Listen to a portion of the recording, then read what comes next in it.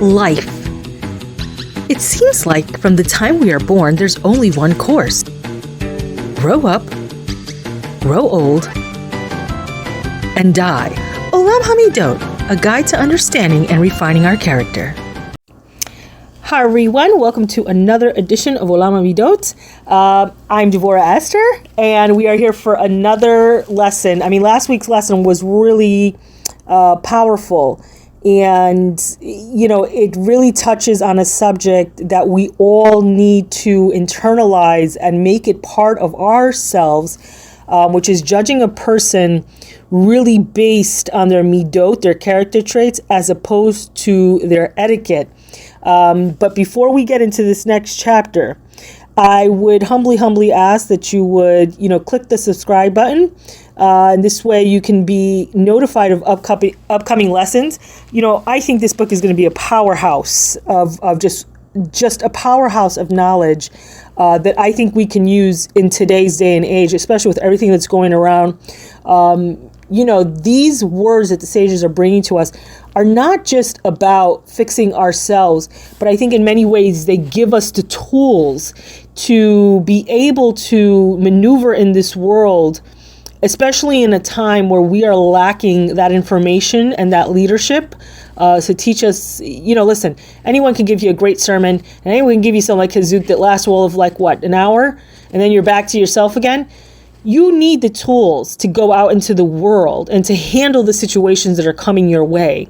And for some of us, the situations that we are in the midst of. So I really think that this is going to be a powerhouse of knowledge. I strongly encourage you to join with us and subscribe and let's get into it. So when we last left off, we were talking about the story of the Nazis and the two Bechorim that were kind of going back and forth about, we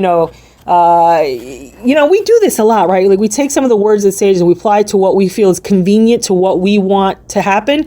And in this case, the Bechor was saying, he was quoting Pirkei Avos, which has said, who's a wise man? He who learns from everyone. And the other disagreed. And so in the end, the one who was quoting the Pasuk ended up losing his arm by one of the Nazis who seemingly had such great manners. He had such great etiquette. But that did not, is not the same thing as the animal that he was hiding within himself. And of course, all of us have heard way too many stories like this.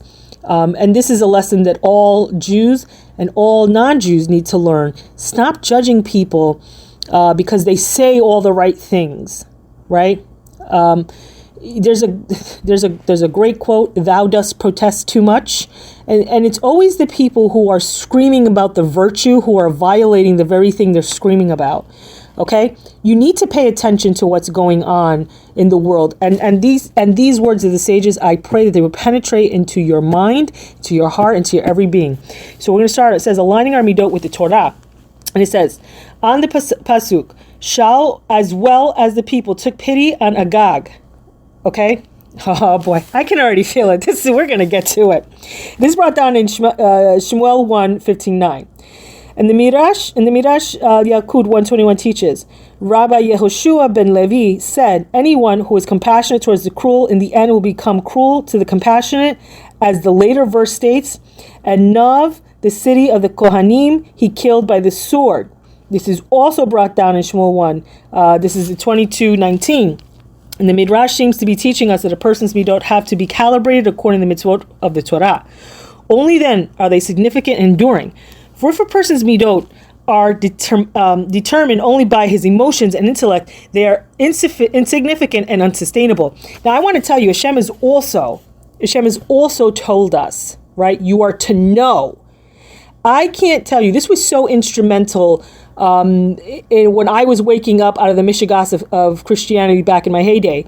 And there was a difference, right? Like I used to go to the church and you have this Sunday service and you feel, that was the key word. And it wasn't until my brother had said it, but I feel so inspired. I feel. And we get caught up in this emotional trap, and Hashem has never directed us to conduct our day-to-day in the emotion of things, but in what we know. You are to know this day. And that is very different. And, I am very guilty of this too, which is why I'm saying these words are coming, and they're coming like a hot sword for me. I'm telling you, we cannot get distracted by our emotions. We have to, especially in this day and age where everybody is like, we want to be inclusive. Listen, it is what it is. I'm not going against the creator of the world. I can't do that. Like, we've been caught up in this game too many times. So it says, Shaul was commanded to kill all the people of Amalek, including the king Agag. Yet he took pity on Agag, utilizing the trait of compassion against the Torah's will. Although compassion is generally a positive trait, indeed, Rachmanis is one of the hallmark traits of the Jewish people. There are times when compassion is forbidden, and this was one of them. This is why Shmuel, after rebuking Shaul for letting Agag live, made a point of killing Agag himself, as the pasuk states, and Shmuel severed Agag before Shem in Gilgal. And Rashi translate the word to mean that he cut him in 4 pieces, demonstrating that Shaul's compassion was misplaced. And Shmuel was a tzaddik with pleasant midot. Yet when he went to butcher Agag, to teach us that at times it is forbidden to have mercy, and we have the following of Hashem's commandments in the entreaty.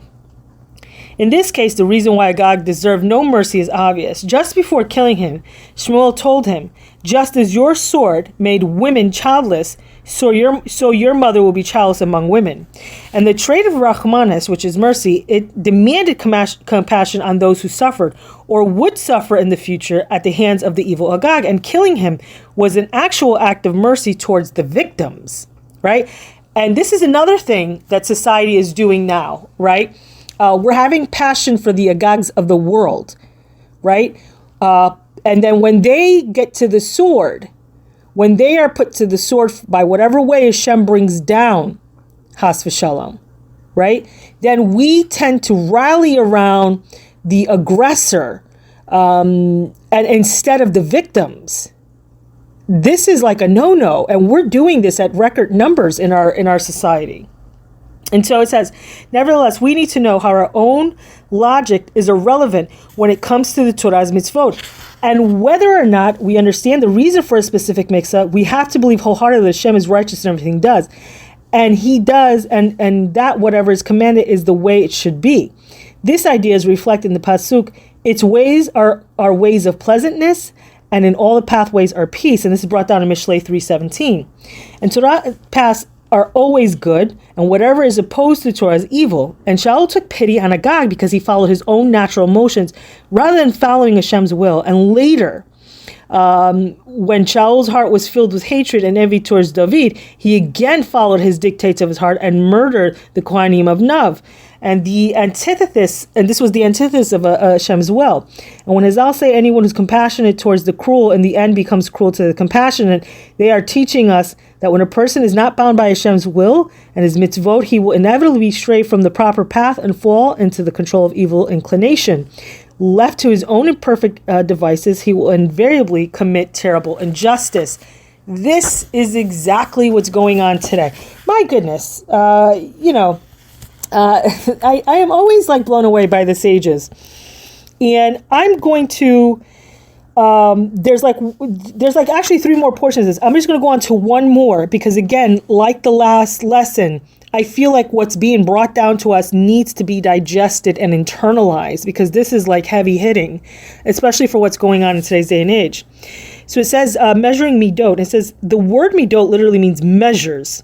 There's a place for every midah, and the Baal midot, literally an owner of the measures, is one who is controlled of himself and uses each midah in the right time and places. In the case of Agag, cruelty was called for, and Shaul should have exercised the midah at demonstrating the appropriate measure of cruelty in killing Agag. And again, there's this goyish idea of turning a cheek, have compassion and mercy. And this is very contrary to what the Torah says. And it doesn't say go out and kill everyone you see. Has v'shalom, that's not what it's saying. You should not misinterpret these words. But what is it saying for, what was that song, in every season, turn? There's a time and a place for everything. This was not the time for compassion. And we need to really listen and internalize this.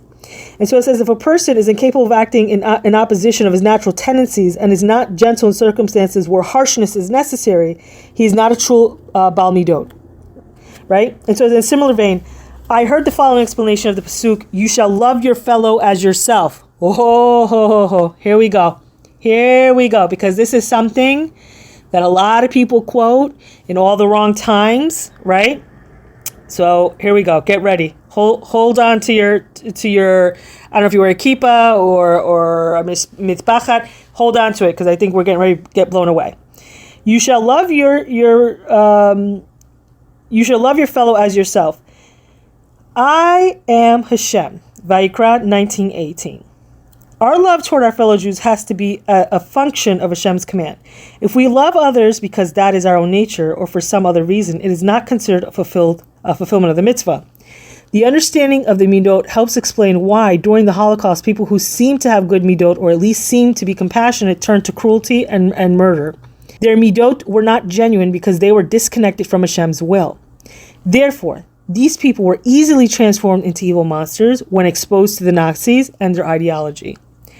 Accordingly, we have to know that even if a person possesses seemingly exceptional midot, if they are not rooted in Hashem's will, a function of I am Hashem, then they are worthless.